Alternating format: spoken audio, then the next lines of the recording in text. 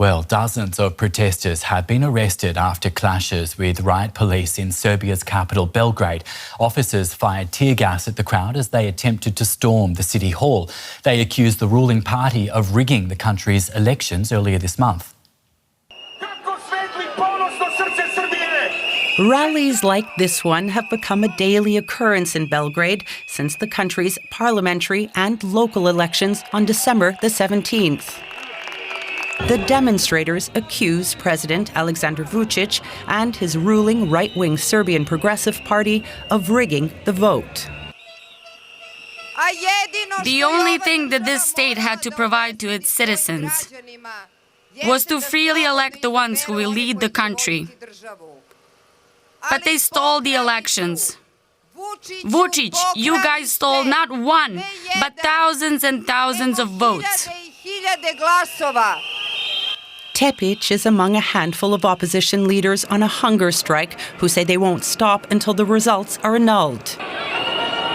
Riot police moved in after demonstrators tried to storm Belgrade City Hall, barricading themselves inside the building, while some continued pelting it with stones and eggs. Police fired tear gas to disperse the crowd and arrested dozens of demonstrators. In a televised address during the protest, the president accused the opposition of trying to destabilize the country. The people who vowed to fight violence confirmed once again that they are the real thugs and that they want to destroy our cities, villages, houses, above all our country. We will not allow them to destroy our country. He also suggested the unrest was instigated from abroad. Although Vučić was not personally on the ballot for the parliamentary and local elections, the vote was largely seen as a referendum on his government. According to official results, his party won a majority of the seats in parliament with just over 46% of the vote. International observers noted several irregularities in the snap elections, including instances of vote buying, ballot box stuffing, and the busing in of voters to support the ruling party in local elections. We can speak now to DW correspondent Idro Seferi, who's following this story for us from Novi Pazar, about 270 kilometres south of Belgrade. Idro, welcome. The opposition and protesters want these elections annulled. How likely is that? Well, it's not easy for the opposition to get the government to make the elections happen again, as the officials, including the Prime Minister Ana Brnabić and President Aleksandar Vučić, stated that the elections in Serbia were absolutely regular and that what opposition is claiming is not true, although we know that the international observing missions said totally differently. They stated that these elections had a lot of irregularities and they cannot talk about normal and democratic elections. But they tried last night with the protests, as we could see, and the protests are going on also today. They started at 11 o'clock with students' unions gathering all around Belgrade, and they probably will go on next days also. We can see some of these protests, this gathering taking place right now in Belgrade. You mentioned a key figure in all this, President Aleksandar Vučić. What's his party's plan now and his plan?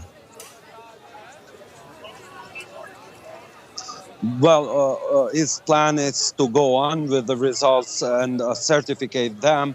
The election commission in Serbia joined his statement saying that everything was fine and they can see if they have no partner to make the coalition in Belgrade, as Vučić's party also didn't win the majority. They will repeat elections in Belgrade, but this is no guarantee, although the statements suggest that it could be the opposition. It's asking for the elections to repeat, as they accused the government all the time that they brought voters who don't live in Belgrade from Bosnia and Herzegovina to vote actually in the city elections, and that they sort of overdid with it, having more voters that were not registered there, and that's how they won elections. So otherwise, it would be this a chance for the opposition. Idro, just quickly, if you can, international election observers say there were electoral irregularities. Western countries want Alexander Vučić to urgently address these concerns. How exactly is he reacting to these calls from Western countries? Well, he accused, particularly, as he said, one of the strongest states in European Union for being part of trying to interfere in elections in Serbia. All the pro-government media allegedly said that they are talking about Germany and the observers that came from Germany. But Alexander Vučić met this morning the Russian ambassador to Serbia, which strongly supported the government. And I think the EU is scared because Serbia could go slightly more closer to Moscow. Idro Seferi in Novi Pazar, Serbia. Thanks, Idro.